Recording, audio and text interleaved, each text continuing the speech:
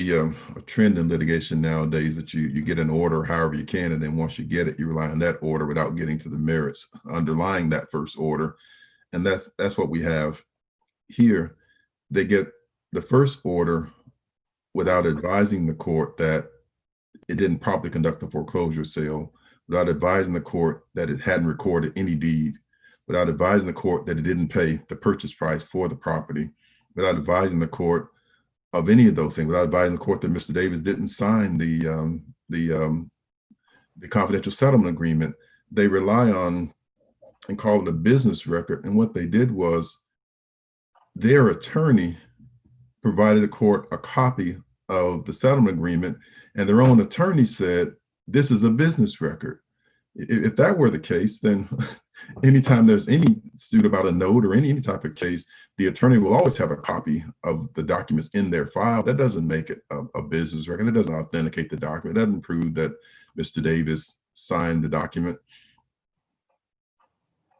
The principal of Sovereign claimed to be present at the time Mr. Davis signed the confidential settlement agreement, yet there's no affidavit from that person.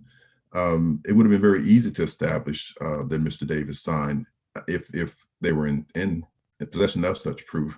We would submit that the first issue is, has Sovereign and his predecessor acted in good faith, acted fairly, honestly with regard to the transaction? We submit the answer there is no. Assuming you get past that issue, has this issue already been resolved on the merits? We submit that that's no, because that first detainer warrant, the ownership of the property wasn't even an issue, because the document itself references Mr. Davis as being the owner of the property.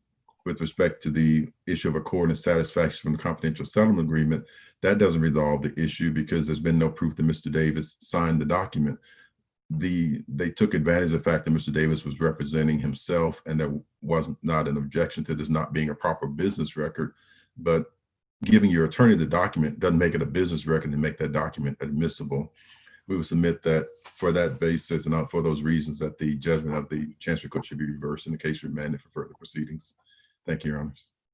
Thank you, Mr. Booker and Mr. Grossman, for your arguments. We will take your case under advisement. Mr. Hibner. This honorable court is now adjourned.